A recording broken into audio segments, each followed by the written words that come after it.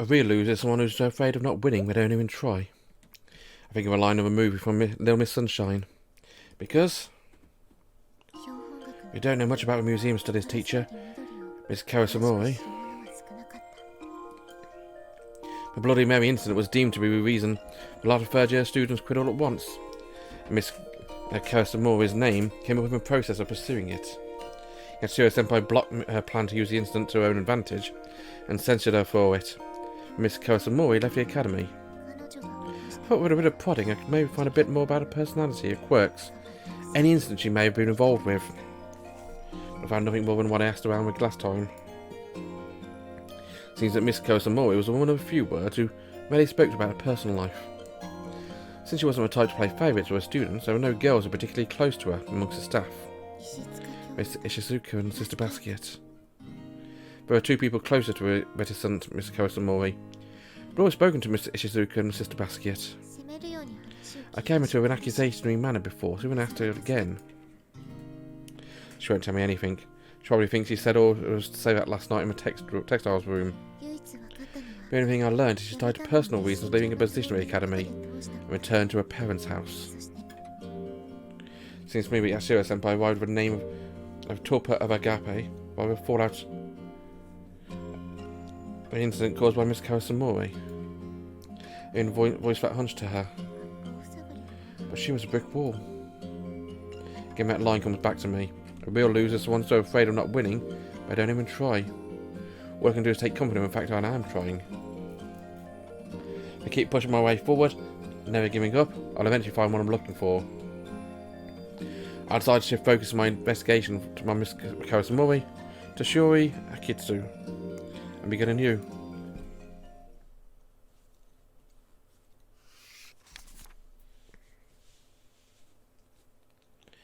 It's no use. Leaning back on the pages I've been staring at, I press my fingers on my temples, let out a deep sigh. Near Miss Karasamori and Oshiro Nakatsu's name appear in the almanacs. Tried looking back at records kept by successive presidents, since I knew Yatsura-senpai had been looking through them as well, but found anything that seems relevant. I came through the almanacs before, looking for anything to do with Torpor of Agape or Shian Basquiat, but this time my eyes peeled for those two names, but I haven't encountered them anywhere. But doing it all written about Shiori Akatsu, I suppose there wouldn't be. I thought it would have been falling Yatsura-senpai or Amitié partner to write it.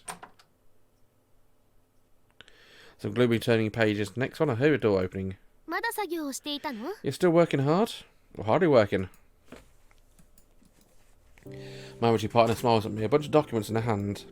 Are those the school almanacs? Are you looking for something? We're finally doing all event planning, so I thought to go back to my original research. After meeting disbanded, I wasn't expecting anyone else to return to Iznik, so I had to come up with an excuse on the spot. You're so dedicated. Vic isn't probe my lie any further. She goes to file her papers away in a binder. Rising my seat at her desk, I join her, telling her I'd help.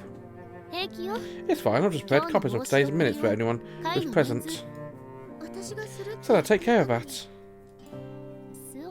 You seem busy though. Glance over to a stack of almanacs on my desk. I think it's a trace of suspicion beneath her quiet words. I still look to try and gauge her expression. Her eyes remind me of the ominous thunderclouds rolling in, hiding from afar. I can't comprehend. I'm done now. Are you sure I can't help you with anything? No, it's okay. You... I see. When I head back to the dorms... Seeing the gaze gives me a bad feeling in the pit of my stomach. I'll see you later. Ratchet takes a leave, maintaining a curiously indifferent attitude. A soft but long sigh escapes my lips like air from a balloon. What is she hiding? I've said something about my Amitié partner's demeanour for a while now. Indistinct but almost tangible. I wish you'd just tell me what's going on with her. Not when I want to talk. I murmur sardonically, sagging back into a bookshelf. The silence became aware of a small but strange sound. So quiet you'd barely notice unless you're straining your ear for it. It's like a bird's cry. No, it's a human sound. Oh, that's right. It's my laugh. The dying light of day casts the room in shadow, and deepening gloom that's pouring around the edges. In one dark corner, I pick up a shadowy form of my stepmother and stifle a scream. Nausea surges up on me with sight of her standing there, crisscrossed by scarlet light and inky shadow. Why? Why? That's a strange question to ask when you're the one who summoned me. She comes to me whenever I'm feeling faltering or feeling afraid. You lied to her again, didn't you? I had no choice. If you say so, but she's lying to you too. So I suppose that makes you even. She is? The idea of my Amity partner's lying shakes me to a core. I simply thought she was keeping something from me. Perhaps you're thinking what she's doing is for your sake.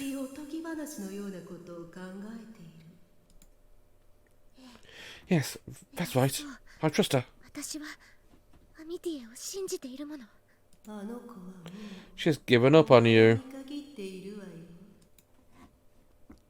Takes a slow, deliberate step towards me.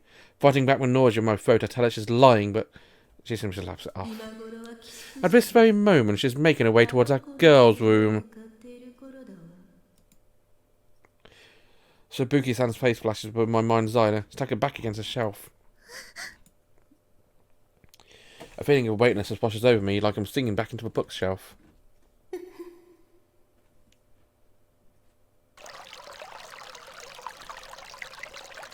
My head has had some stuff for you, back to my eyes burn. Second period, but neither my head nor heart have fully awoken. My hands beneath the icy water running from a faucet. I feel bites across my palms. Splashing my face with cold water several times and wiping it dry with a handkerchief, I feel a little more normal. My head still feels strangely muggy, but it's been stuffed by a smouldering cotton wool. But it's better than before. Stepping out from a chilly washroom into a corridor, the warm air settles heavily on me again. This isn't fatigue that accompanies my illness, but rather... Oh, are you by yourself? A voice addresses me from behind and I turn around. These days you're usually with... Huh? What? Coming close, she stares intently in my face as though searching for a sign, and she points towards her own face. I mean, pointing to her own face is cute. I'll definitely admit that. My eyes? Yes, your eyes. Turn my head questioningly, she browsing it together with concern. I could probably say you're giving off bad vibes. Your eyes are red. Did someone make you cry? No, that's not it at all.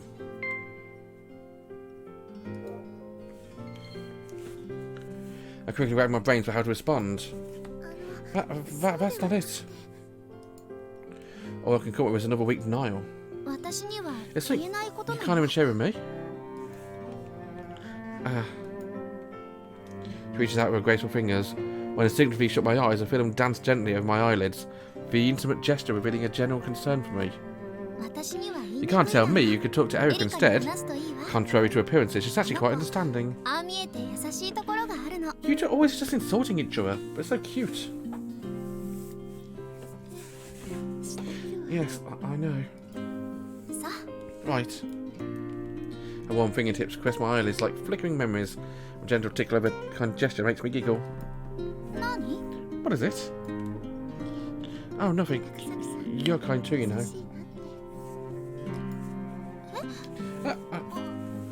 Okay. Pulls her hand back when I suddenly wish I'd waited a little long to say anything. I was up late reading last night. It's not a lie, I'm telling you one facet of truth. Really? She asked me, gazing earnestly into my face. Yes, it was such an engaging book, I couldn't put it down. Right. Infuriated and scared by my stepmother's word, I staggered back into a bookshelf. My impact knocked a book to the floor.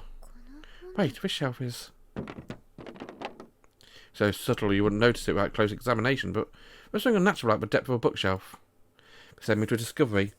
There was another shelf hidden behind the back of the first one. The hidden shelf looked like it hadn't been accessed for a long time.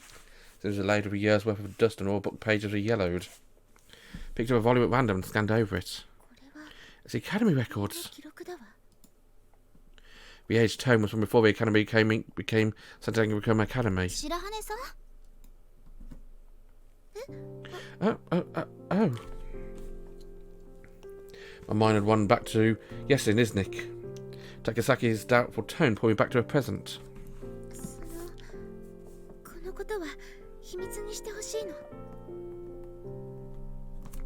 I'd appreciate if we could keep this between us. Why? I was reading under a covered light out, so I don't want Rika to know. And that's why your eyes are puffy from lack of sleep? I nod. A sparkle wipes the suspicion from Takasaki's eyes. She comments that I'm very cute sometimes. I thought you were the kind of person who would never ever break the rules, like a dumb mother katabami. Really? I think Rika-san's more rule-abiding of the two of us. She seems like she'd be surprisingly flexible, actually. I feel like you're more stringent when it comes to rules.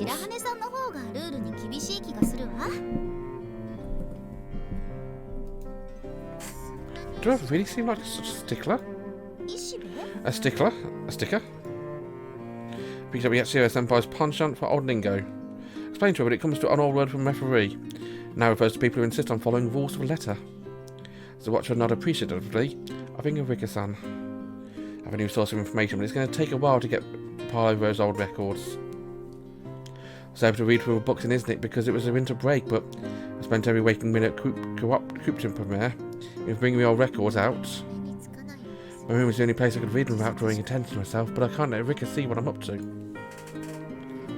Can't tell anyone else about the hidden records. Do you want me to keep it a secret you're reading something in secret? Huh? Been a habit of mine to say things out thinking. Now I'm locked into this. Someone smile. Okay, this will be our little secret. Takasaki reassures me. She gives me her word, but secrets always come out. So, I hear you got your hands on a good book.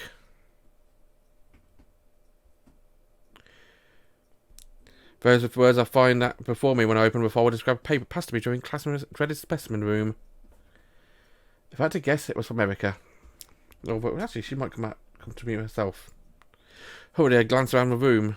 My gaze lands on Erica's smug features and Takasaki, with hand clasped together, head bowed to me in supplication. Another thought comes to mind, crowding out the fact that Takasaki reneged on my promise. Maybe Erica could help. Can't tell anyone about the old texts I found in Iznik.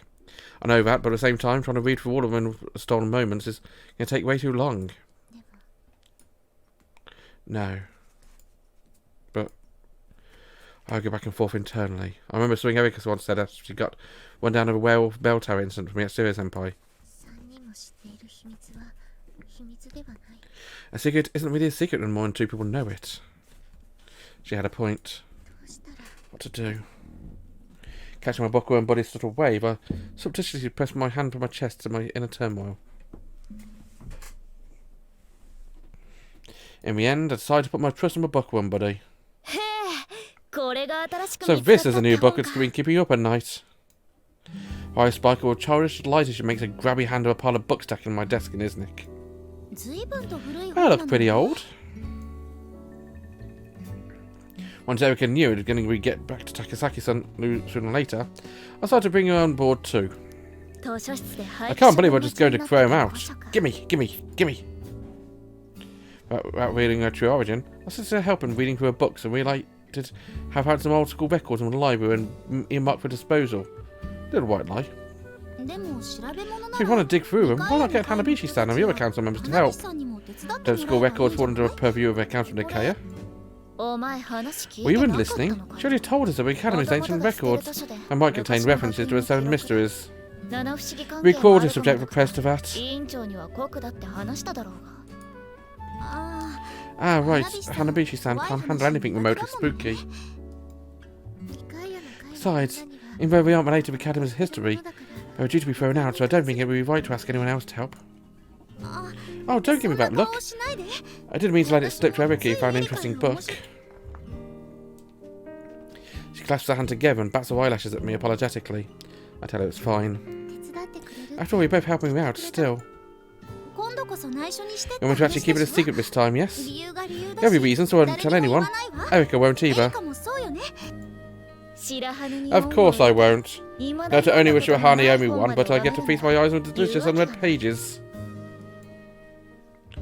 At declaration, she picks up the old records and runs a loving hand over a cover before opening it.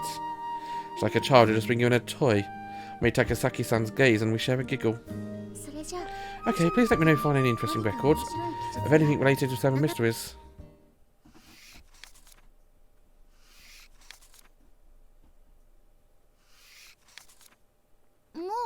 That's it, I'm done.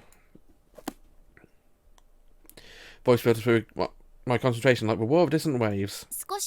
Let's take a break. After the next words, I raise my head on my book to see Takasaki handing over where the tea set stands. With practiced hand, she pours out a cup of tea and serves it to me. Thank you. You're welcome. I'm amazed you can spend so long concentrating on these difficult texts. I can't stay focused. These old tomes were back when Saint Angraecum Academy was known as Awashima Seminary.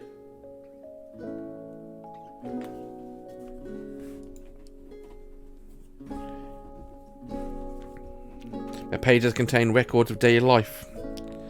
The grammar and phrasing is different from modern day language. It takes a considerable mental effort to pass each paragraph.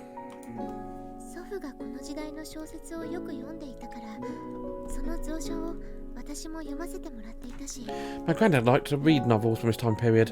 Actually, had a lot of books from his personal library. You really are bookworms through and through. When Erika said she would read anything, even a dictionary, I thought she was joking, but I guess not. Looks over at Erika, who's hunched over a book as though greedily devouring its knowledge, and sighs deeply. As she says, she'll tell a joke but never lie.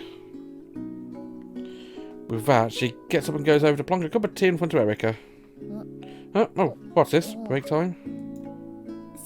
Sure is. Your time's almost up anyway. Oh, ready? Just when I came across something interesting. You did? Is it?